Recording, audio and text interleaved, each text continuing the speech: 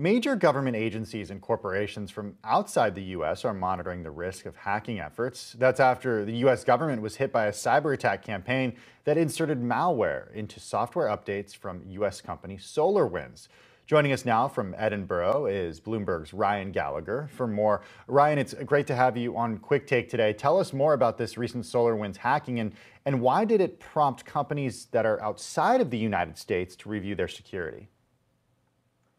Yeah, well, first of all, so what we discovered over the last few days is that the US company SolarWinds discovered that its technology had basically been compromised and that somehow a hacking group had managed to insert malware into software updates so that its customers were updating their software and unwittingly compromising their own computers through what they thought was a legitimate software update. And we know that many US government organizations are using SolarWinds technology to monitor their networks. All branches of the US military, for example, the State Department, the Justice Department, the Commerce Department, Treasury, you name them, they all seem to be using this.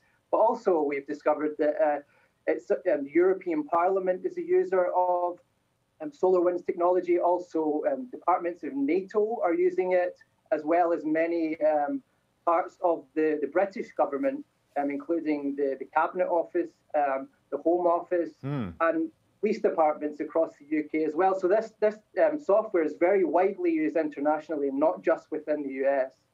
That to me seems like a real issue here, because the fact that they were able to get access allegedly to so many different organizations just by breaching one company raises red flags about the way that I think government agencies here in the US and governments around the world rely on third parties, right?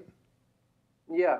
Well, what this really highlights is just the massive vulnerability that exists within what they would call the supply chain, at the root of where the software or the hardware even is being developed. There is a real vulnerability to compromise. What's very interesting is we still don't really know exactly how they were able to compromise it. From within, it appears SolarWinds itself, whether they, for example, hacked in from outside, hacked into SolarWinds and were able to place this malware within these software updates. We're not precisely sure how it was done, but it certainly exposes a massive vulnerability. And you can see now, what we're seeing in our reporting is that there are just, large numbers of organizations and corporations around the world panicking because they don't yet know if it's affected them directly, if they themselves have been compromised. So certainly something that is very alarming, really. Ryan, do we know who was behind these attacks?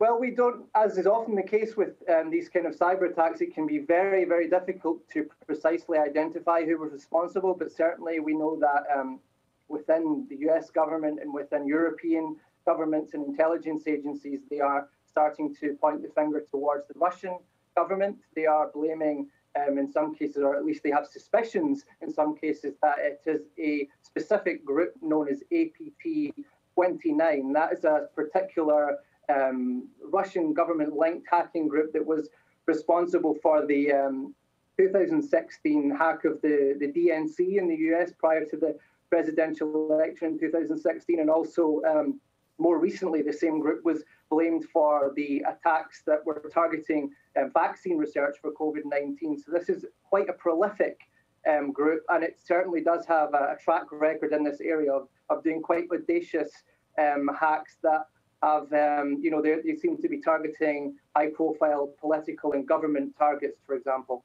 So just about 36 hours after we first learned about it, that's where we are now, Ryan.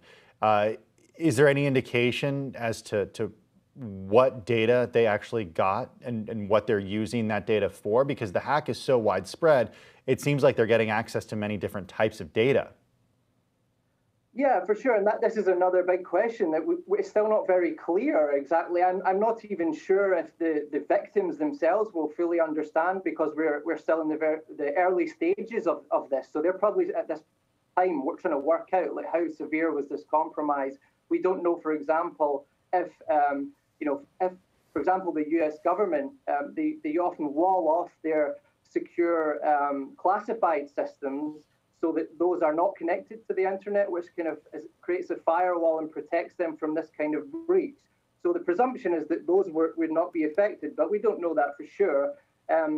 This could have, for example, targeted emails or particular non-classified documents within some of these government departments or within corporations.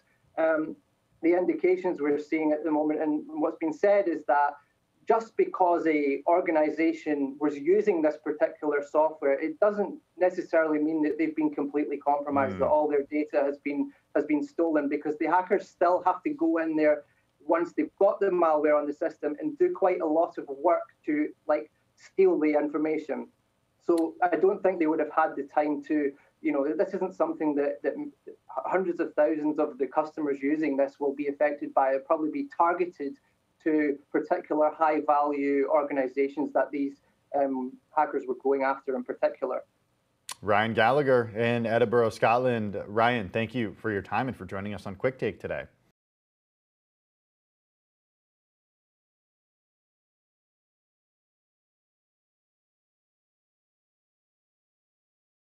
The biggest stories the moment they happen from around the globe. Subscribe to Bloomberg Quick Take now for insight in an instant.